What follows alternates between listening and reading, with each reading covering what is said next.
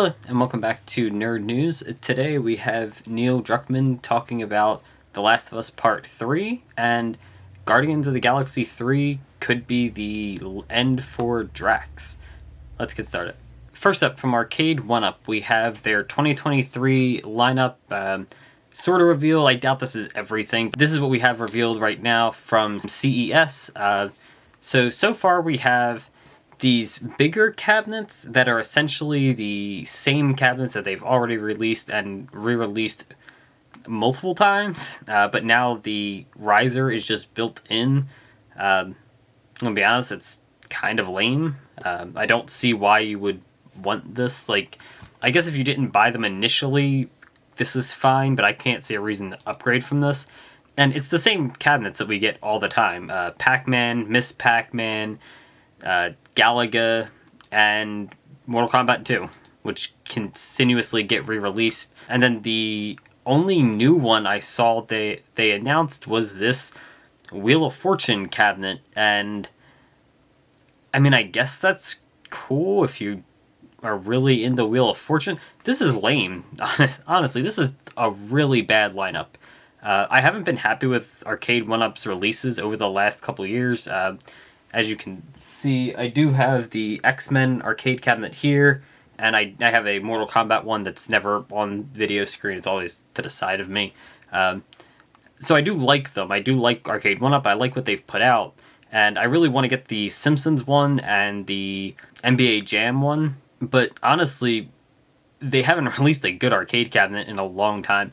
The new Marvel vs. Capcom one with Marvel vs. Capcom 2 looks really cool, but it's like $600 or $700, and then the Simpsons one was like $700. It's just, they've gotten so expensive. When I got these two, I think they were like $300, or I think this one might have been like $400 or something when it released, but I got it at for $3 after like a couple months. But these were like $300 a piece. That's a lot of money, but it's not insane amounts of money. $700 on an arcade cabinet, or $600 on an arcade cabinet is a lot, and they just keep putting out worse ones or just re-releasing the same ones again. I would really like to see them do something different. There's tons of other fighting games that they could put out. Maybe like a Soul Calibur one. That would be really cool. There's a ton of arcade games that are great, and I can't see why they're just completely unavailable. They're not unavailable, they just haven't made them, and they keep re-releasing these same four. And then for Wheel of Fortune to be the new one, and nothing else. You didn't show any other new ones. This is a really bad lineup, in my opinion. And next up, we have Neil Druckmann talking about The Last of Us Part 3. And this comes during an interview that was mostly about the TV show coming, which starts in just 10 days. Cannot wait. Cannot wait. Anyway, but when asked if there would be a Last of Us Part 3, Neil said that, "I think there's still more story to tell." I agree, Neil. There is definitely more story to tell. Keep going. This is great. Really liked Last of Us Part 2. I know a lot of people didn't love it. I do think it has flaws. It's not a perfect game, but it's a really good game. At the very least, I think the story is really good. It just isn't told the best way. I don't think the story needed any real changes. I think the story was really good. I just think that the way they incorporated it into the game was not the best. Splitting it into two distinct parts, I think, kind of hindered it. But overall, I think the story was really good. And the first game's obviously a classic for a reason, and that's why this is getting a TV show. Speaking of, they did mention that the TV show would not run on forever. It would not get the Walking Dead or Game of Thrones treatment, where they just kind of ran out of material and started making shit up. This is going to try to stay faithful to the two games that are currently out. My guess is that by the time we hit, I'm going to say season like 4, say we get 2 seasons for part 1 and 2 seasons for part 2, that's 4 seasons. By then we'll have The Last of Us 3, and at that point I think we'll get like 2 seasons for The Last of Us Part 3. That'll probably be where the show ends, in my opinion. I think that's the longest they could really push it. They're not going to rush The Last of Us Part 3 and Part 4 and continue it out like that, I don't think, anyway. Neil Druckmann has taken a long time between 1 and 4, or between Part 1 and Part 2. There was a very long gap. Basically, the entire PlayStation 4 lifespan was spent making this game. Obviously, they worked on another game between that with one of the Uncharted. I forget which one, but Last of Us 3 was a PS3 game. Last of Us Part 2 was at the very end of the PS4 life cycle. So it took a very long time to get The Last of Us Part 2, and I don't really think we're going to get a Last of Us Part 3 in the next year or two. I think that is at least 3 years out, maybe even 4 years out. And at that point, we're probably going to be getting that game released right as we start, maybe we get a year break or something from the show before they just move into what will be Part 3, and that's pretty much it. I don't think they're going to try to rush it out and then rush a fourth one to keep the show going. So honestly, I think this show is going to last about 5 seasons, maybe 6 at most. But that's fine. I'd rather a short show that is really good than an overly drawn out show that kind of loses its steam. Last of Us Part 3. I'm sure we'll get it probably in the next couple of years, but I wouldn't get too excited. And next up, this is a quick and kind of funny one. There's a petition going around to remake the Chainsaw Man anime. I don't know why. The anime is great. The anime looks fantastic. I stopped watching it 3 episodes in, but mostly just because I have no time to watch it and I don't really want to read.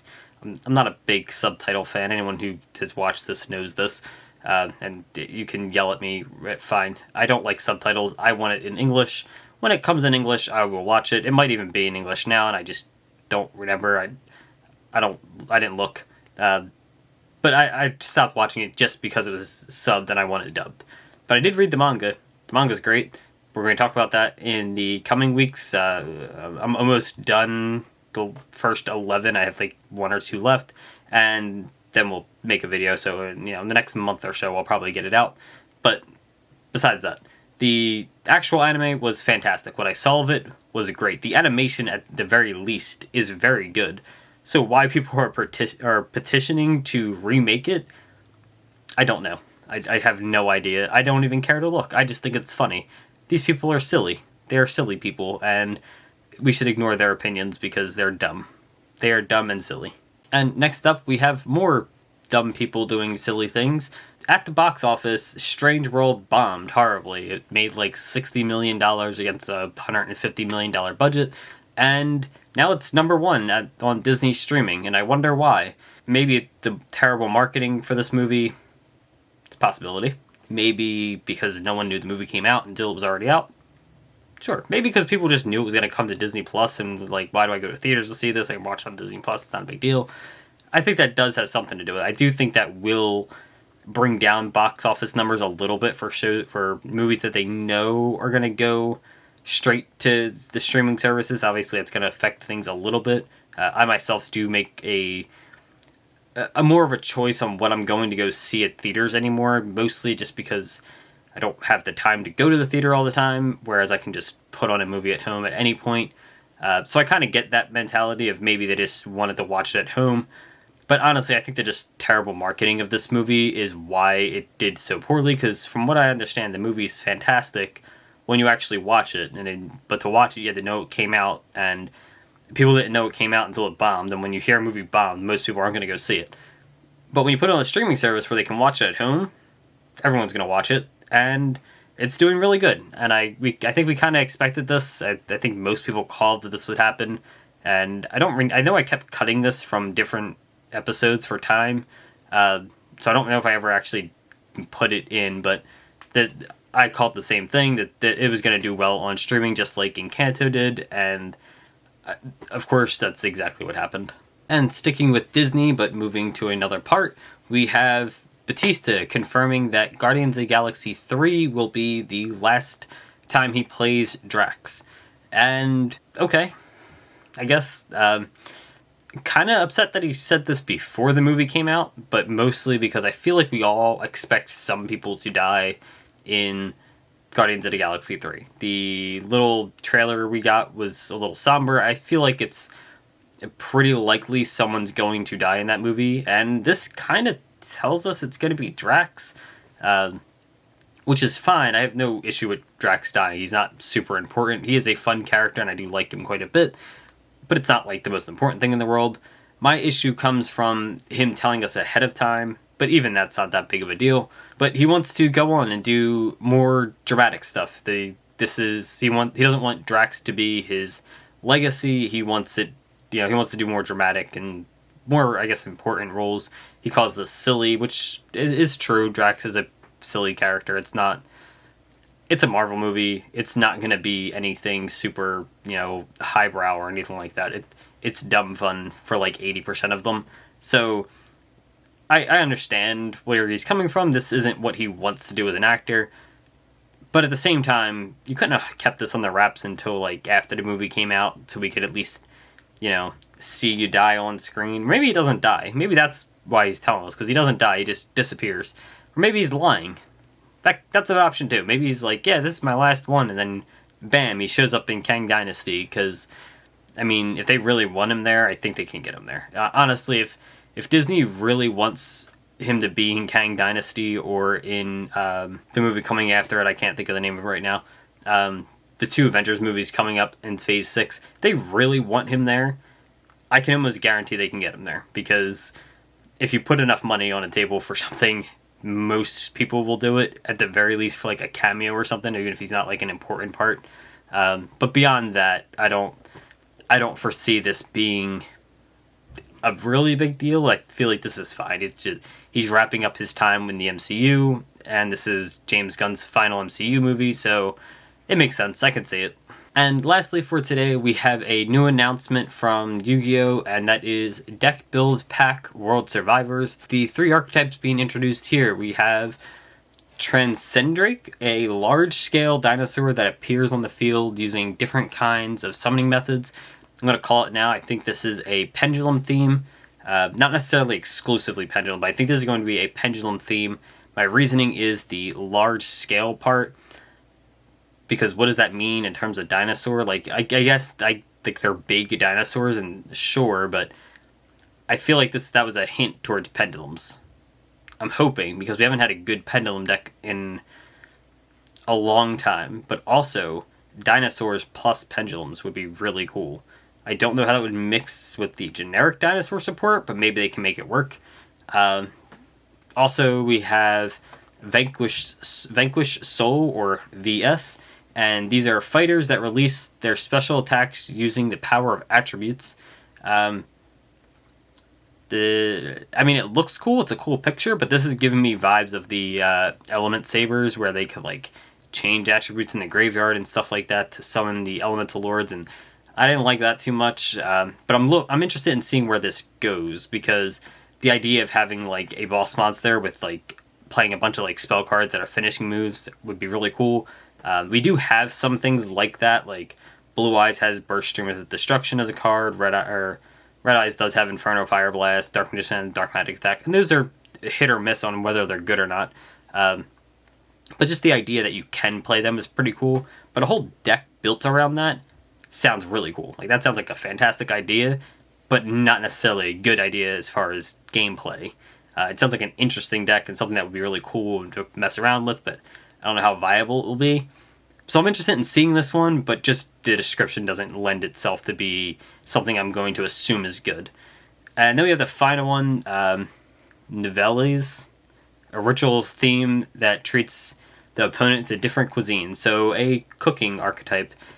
And it's fine. The picture's fine. I don't see anything super special going on here. It's not like really drawing me to it. It just kind of like the creature looks weird, and I don't know. If this brings in Hungry Burger in the same way like the last deck build set, the Valiants I think they're called, brought in Senate Switch just randomly. If this does that, but for Hungry Burger, that would be hilarious, and I'll absolutely play it. Otherwise, I don't care. The fact that it's a ritual theme and is based on food means that if they don't bring Hungry Burger in, it's such a missed opportunity. So I'm hoping they do. I don't think they're going to, but I think that'd be really funny if they did. Other than that, I really don't like rituals that much. I think we've gotten too much ritual support in the last couple of years with Drytron and Megalith. I really liked Megalith when they came out, but I don't know. The banning of Block Dragon really hurt that. And then we got Drytron, and Drytron was annoying. We've had enough virtuals for right now. I want to see something else take center stage, specifically pendulums. Let's make a good pendulum. If the dinosaurs are pendulums and are good, I'll be very happy. Other than that, I hope the one with the special attacks is really good, because I want to use the special attacks. That sounds really cool. The rest of it, whatever. The cuisine one, I'm not interested really. Unless this turns out to be like insanely adorable when they start showing stuff off, I have no interest. And that's all the news for today. Thanks for watching. Don't forget to like, comment, subscribe down below. Let me know if you think Chainsaw Man really needs that remake. This season ended like a month ago, which means it's already outdated. We need a remake. Thanks for watching.